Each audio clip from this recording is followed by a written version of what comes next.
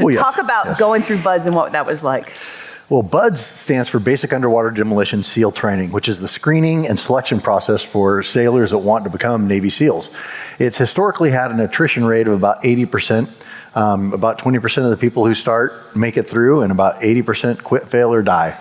And it's a brutal selection process because it's a brutal life. It's not just you go through BUDS and then you get to the SEAL teams and everything becomes easy. That's not it at all. It's conditioning you for what the life as a Navy SEAL is going to be.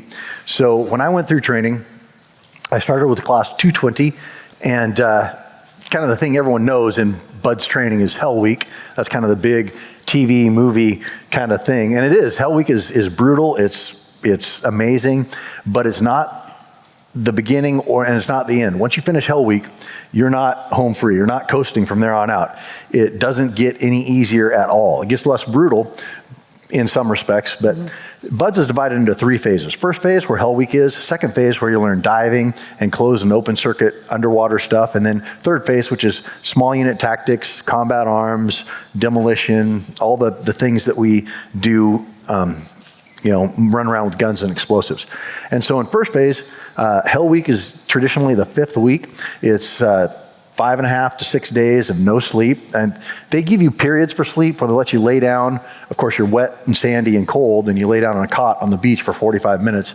I didn't sleep. And then they wake you up with machine gun fire. So, anticipating that kind of keeps you from getting some nice Z's. But the constant repetitive running and impact causes a lot of stress fractures in students, and I ended up having a stress fracture in my right leg.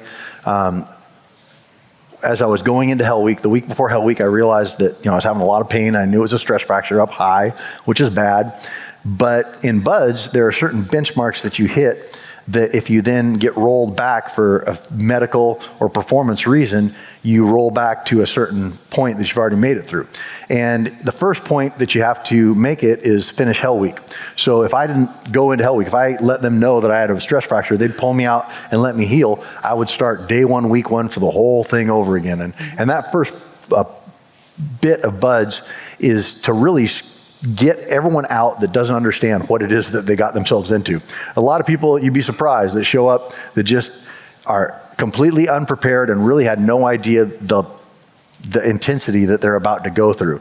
And so the first 5 weeks is brutal because we're just trying to get anyone who has quit in them out.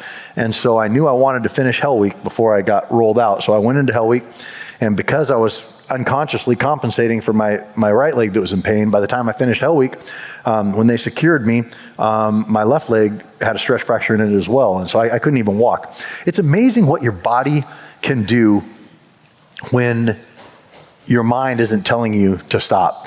Once we get past our mind telling you to stop, your body will do 10, 20 times the amount of work and suffer amounts of pain that you never thought you could. And you see it throughout history, the Trail of Tears and all these brutal things that people go through in prison camps and Auschwitz, places like the things people can endure when they have no choice, when they completely commit and are immersed in these situations. And BUDS, all of BUDS, and Hell Week specifically is one of those things. And so that's what we're trying to get people to understand, is that your mind is what limits your body in 99.9% of the cases. And so going through that, and I mean, wasn't it, I think you said that once you knew you made it through, you collapsed? Yes. So, yes. Well, I collapse is a strong word. I sat down. The captain came out and secured us, told us we're secured from Hell Week, and they pulled the American flag out, and everyone was, very happy. And then you go sit down, and they have pizza and Gatorade for you. And I sat down, and I'm eating my pizza and Gatorade, and then we had to get up to go get our medical checks, because they're checking you medically several times a day all throughout Hell Week, just because it's so brutal and so many bad things happen to guys, flesh-eating virus and broken bones and all kinds of stuff. So I sat down, and I couldn't get back up. Once my mind knew that it was done, it could allow the body to then come back in and dictate what was going to happen. What were you doing right before that then? Right before you sat down? Running the obstacle course, running down the beach with boats on my head, carrying guys over the sand berm, just full on. Yeah. It feels like at the end of Hell Week, it feels like you're in a full sprint, and but really, the way you're moving, halfway through Hell Week is You're like a zombie, but it feels like feels like you're running like Usain Bolt. Yeah. So I was pretty crazy. So then you go on to be a BUDS instructor. I do. And tell a story. I don't remember the guy's name because it kind of ties into who makes it through and who doesn't. So talk about that. What does it take to make it through? And this will surprise you guys. And who doesn't? Well, BUDS is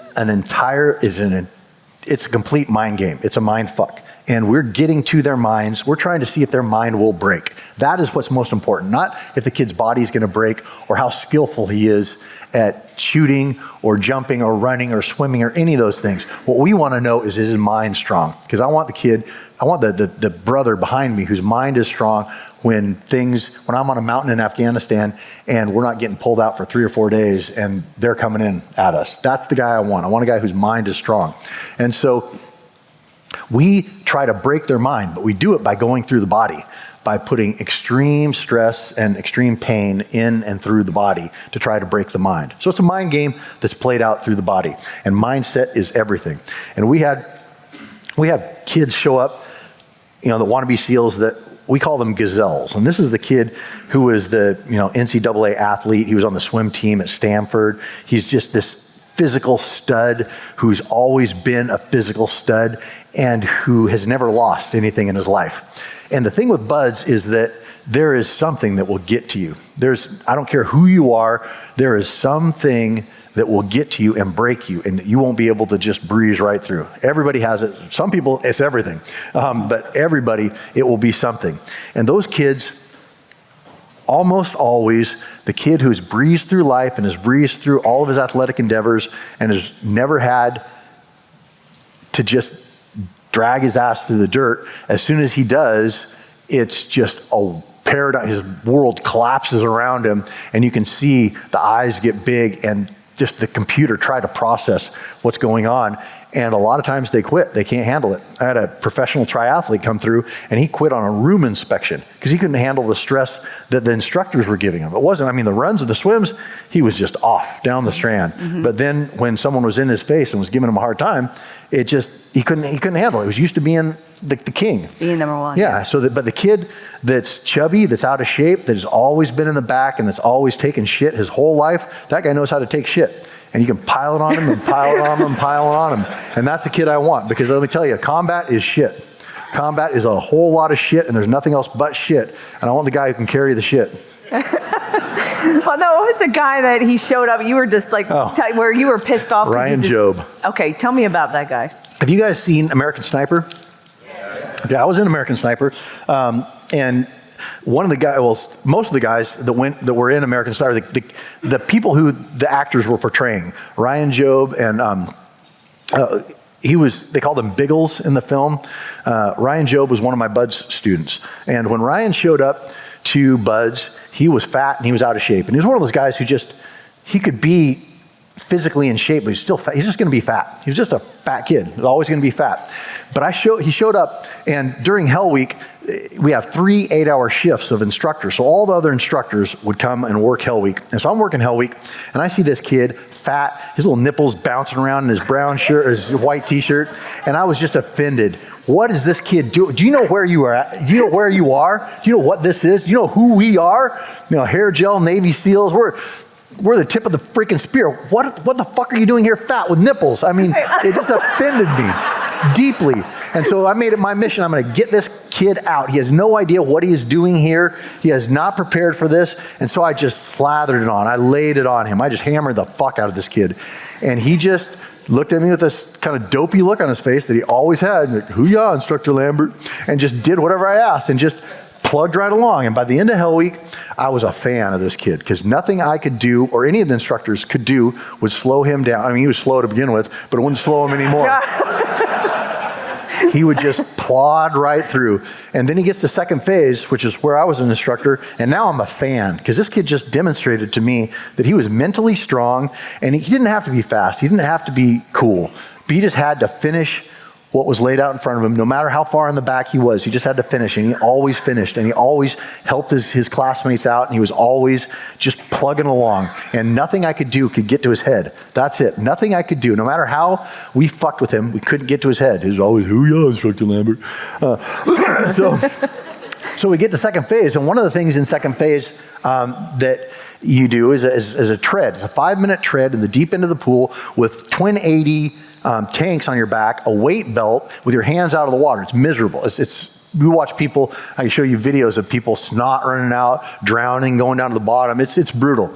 But Job, he was one of the only guys. He's floating at nipple level. Those freaking nipples again. Yeah. With his hands out of the water, just bouncing in the water. And I was his instructor, so I was working with him on that. And I'm like, Instructor Lambert, I'm like, Job, why are you so good at this? He's like, because I'm fucking fat, Instructor Lambert. And he's kicking right along. I'm like, that's right, you're fucking fat, and this is the only thing you're going to be good at all in Bud. So enjoy it while it lasts. Hey, hoo-yah. But I still used to mess with them. And the thing is, you want to avoid instructors' attention. Whether the instructor's giving you good attention or negative attention, it's all negative for you, the student. So you want to be what they call it the gray man. The guy just kind of slides in, and then at graduation, all the instructors are looking at each other going, do you know that kid? Do you recognize that kid? Yeah. No, he just slipped right through and didn't get any of our attention. But Job got all he started getting positive attention from me, and the positive attention was I'd send him to the surf zone to get wet and take off his shirt and come back and do push-ups just to touch his nipples. So he'd leave these little wet nipple marks on the hot tarmac outside of our offices, and I'd make him walk along and do another nipple push-up and mess with this kid. Yeah. But he went on to an amazing career, a short career. He ended up dying. If you saw the movie, he got blown up. He ended up, it was different than what the movie depicted. He was a 60 gunner, and he got shot in the feed tray of his 60 where the bullets were, and it exploded. And so he ended up getting shrapnel in his eyes and his face and getting pulled out. And he was blinded. And for about a year, he was blind, and he was going through a bunch of operations and things through the VA and through the medical system to try to repair his eyes and give his eyes. And he ended up dying on the operating table. But that kid never quit. Yeah.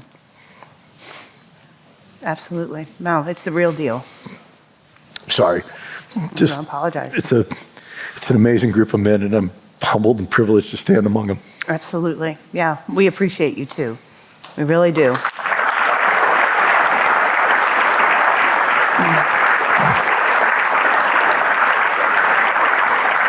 So you say when you go through buds, something always gets you. What was the hardest thing for you personally, and how did you overcome it? The hardest thing for me probably was the 2-mile ocean swim. So in buds, there are certain physical things that we do every week, and there's a minimum passing time, and that as the further you go in training, that minimum passing time gets lower and lower and lower, and you better keep up. And you had better also beat your time from previous, otherwise you're going to get the snot kicked out of you. So one of the things you do every week is a 2-mile ocean swim, which is just pure misery. It's 75 minutes and it's 2 nautical miles, so it's a lot longer than 2 statute miles, and it's just it's a kick in the nuts. It's miserable, and I hated it. I was actually a good swimmer. It was one of my strengths, but it's just so miserable that I was super happy to finally graduate buds and think that I never had to do another 2-mile ocean swim. And then I get to the SEAL team, and they get on the 1MC to the PA and load the bus in the front, 20 minutes for the ocean swim. I'm like, what the fuck? Are they messing with me because I'm a new guy, just checked in? Are they messing with me? Because I think it was February or March, and the water was 32 degrees, and there was sand on the beach. And I'm thinking, nobody's going to swim in 32-degree water. That's stupid. But SEALs do. So I get on the bus, and I've actually, this was very intimidating because I had to go try to borrow some rubber, some wetsuits from all these team guys. I'm the brand new guy. Everyone wants to just chew my head off, because that's what you do to new guys at a SEAL team. And so I go in and borrow all this rubber, and I get on the bus to take us down to where we start the swim, and they've got a 5-pound bucket of petroleum jelly, and everyone's greasing up the seams on their wetsuits and their face because of the wind and the cold. Yeah. And I'm thinking, this is for real. Yeah, and so you actually did swim. Oh, yeah. Yeah. Yeah, Okay. you do that every week in the SEAL team. Tuesdays for SEAL Team 2, we do 2-mile ocean swim. Yeah, and how long does it take? What's the average to do 2 miles in? Because the ocean swim is different than in a pool. I mean, it's very different. In buds, the 2-mile ocean swim, you're swimming a lot faster than when you're at a SEAL team because you have to. At a SEAL team, you're a SEAL, you don't slack at all because you'll get hammered for that. But you're not going to get kicked out if you don't make the time. But usually about 70 to 85 minutes, 90 minutes are the passing times for the 2-mile ocean swim. Through buds. And then you get slower. And when it's super cold like that, I mean, nobody's out there really stroking and swimming hard because you get the water flushing through your wetsuit, which is 32 degrees. That's some serious cold water. So you try to swim without disturbing the flow in your wetsuit at all and keep that warm water in the wetsuit. So they get a lot longer because you're freezing. You're freezing, yeah. It's miserable. I can't even imagine. I mean, I can't even imagine. No, but as a new guy, you got to be really fast. And then we do runs a couple days a week too at the team. And I remember on Fridays we do a state park run, which is usually between 6 and 15 miles, which is a serious run. And I remember as a new guy running on this trail, and I'm tired. I'm gonna slow down a little bit because I'm like exhausted, and I'm at the team, and and I remember slowing down a little bit and then looking over my shoulder, and then I'm a brand new guy, and here's this seal probably about 20 feet behind me, shirt off, giant like Mayan sun calendar tattoo on his belly and his nipples, just the scariest looking dude ever, sprinting right behind me. He said, "You better fucking run, new guy." And I turned around and picked up the pace. I need a couple of them to get, these guys have trouble getting numbers in. I mean, maybe if I had, a Drago or something like that, Drago. we should have somebody like that. Okay, so talk a little bit about now the show, because but your expertise is escape and evade. Yes, ma'am. So talk a little bit about the show, how you got on it. Okay. Yep. Well, in the SEAL teams, everyone kind of gravitates towards what you really like, what aspects of being an operator, sniper, breacher, explosives, or heavy weapons, or tracking, or point man type stuff. And one of the things I gravitated towards was primitive skills, tracking, and escape and evasion. And in the military, they have these schools called SEER, Survival, Evasion, Resistance, and Escape. And they're basically to train downed pilots what to do, guys that are flying in the air that don't understand anything about operating on the ground. If they get shot down, hey, this is how you can survive for a couple days and get to where we can come and get you. So, and then if you get captured and sent to a prison camp, here's how they're going to torture you, and here's how you can, try to mitigate that as much as possible. And so those are things I kind of gravitated towards. So when I got out of the military, I'm in San Diego, and I started working in LA, doing some consulting on scripts and things like that, and doing some weapons work and things, and guys like Michael Bay and people like that. Crazy. Some stories there. But anyway, I had a friend reach out who had a friend who was putting together a show, who was looking for former special operations guys with a heavy tracking and escape and evasion background, which was me. And not a lot of guys have a strong background in that, because it's really not that mission critical for for a SEAL team. So I'm going to send a guy to a lot of those schools unless you wanted to do it. So that was me, and I ended up giving him my information, and we went back and forth on some things, and I ended up getting hired by Discovery Channel to do this show. So I would insert in foreign countries. I'd skydive in places I'm not supposed to be. I would, cross borders under trucks, or, come down and climb over border fences or whatever. And I would ping that country's special operations force, fugitive recovery team, or specialty tracking unit, who would send their guys, their recovery team after me. And they would hunt me down using whatever options they had at their disposal, whatever they usually used. Drones, thermal, vehicles, SWAT teams, tracking dogs, whatever. And they'd come after me, and they'd try to track me down and hunt me down before I could make my extract point, which was between 1 and 4 days away. And I would do counter-tracking and anti-tracking. Counter-tracking, or anti-tracking, trying to keep people from being able to track you, and counter-tracking, where I'm putting booby traps and explosives, and not real explosives, it's a TV show, but doing things to mess with them back, and going to ground and doing all these things to try to keep them from being able to capture me. And it was real. We went all over the world and did this against all kinds of different tracking units and teams and all kinds of different environments and locations. It was amazing. Had an incredible time doing that, and then got in a motorcycle accident and couldn't run through the jungle anymore. But that's basically the show. Yeah, it's a great show. If anyone was going to watch the show, what would you say would be, which is the episode you think is the best? I like the behind the scenes episode in season 1, because we sent so many people to the hospital, and you see things like one of my producers got stabbed through the neck by a flying fish and almost died. I mean, craziest story Yeah, ever. it jumped into the boat, right? Wasn't it at night or something? At night, yeah. It was crazy. Just insane stuff. So you see all those things happen. Any of the hunts are good. You know, each one of them, every different country had a different skill set and a different thing that they were very good at. And I tried to go kind of against how they actually liked to, I tried to structure my escape against what they actually do in real world. So some of them were incredible. Like the Filipinos were amazing trackers. These guys were incredible trackers. And then like the South Koreans, they were shit trackers, but they had cameras everywhere. So I'm like the only 6 foot tall white guy in the whole island. Yeah, so it wasn't like I thought I'd blend in a little bit better, but finally I just had to ditch all my shit and go out into the woods because the urban escape was not happening. I was the only white guy there. Did they get you in that one? They did, but they cheated. Okay. It was well. And you have a camera guy following you, so it's not 100%. I have a producer with me in the field, so it makes, and I can only move during the day, which makes it very difficult. But these guys, they're their tier 1 unit. They had all the resources of the entire South Korean government at their disposal, and the commander was shit. He totally sucked, but his dad was some big political guy, and so he was the commander of their special team. But so I would be doing all my tricks and stuff, and they were so bad, honestly, once we got out of the city, that it was pretty easy to fool them.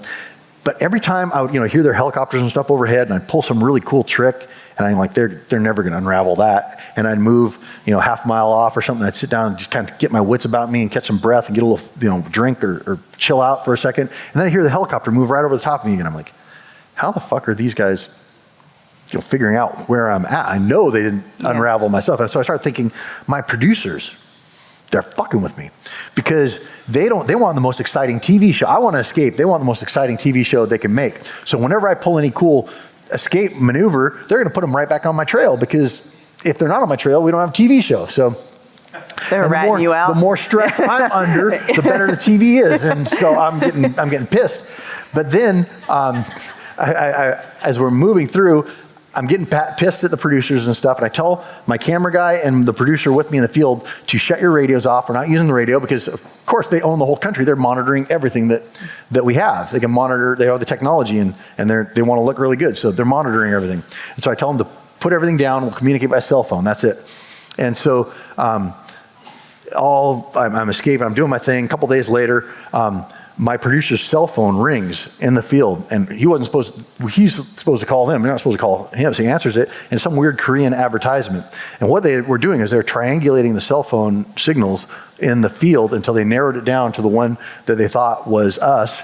They pinged it, got a bloom, and then moved on in right into me. So they ended up moving in, and of course the captain, the guy who sucked so bad but was had the dad who was somebody moved in to try to take me down. And anyway. So you're using technology. Yes, but which is okay. But they were, the thing with the show is that they signed a contract before we started the show to disclose everything they're using, because we need to film all that. It doesn't matter if they're going to use the mobile cell phone triangulation units in the field. That's great. That's part of the show. So we'll put cameras and we'll put producers with that so that we can monitor that, so that when they do whatever they're going to do, we have that on camera. And you don't want them to slide around underneath the radar and do that when it's not something that's on, and plus they're supposed to track me, not the producers. Right. So this is on Saturday. This is Joel. This is the guy we're going to be hanging out with. Some of you, I know it's not most of you, but there's still some room available if somebody wants to change your flight and hang out with Joel and me and a group of I think we're up to like 18, 20 people, something like that. Are you going to really mess with them on Saturday? Or no, it's not going to be strenuous. It's going to be a lot of fun. Really, all we're going to do, we'll do some tracking exercises and some escape and evasion, spotting people. We'll learn a lot of different stuff. We'll move to some survival stuff, some fires, water purification, maybe a little bit of booby traps. I'm not sure yet. I'll have some things set up. Okay. I have to be careful teaching people booby traps. Okay. Yeah, don't teach my kids that.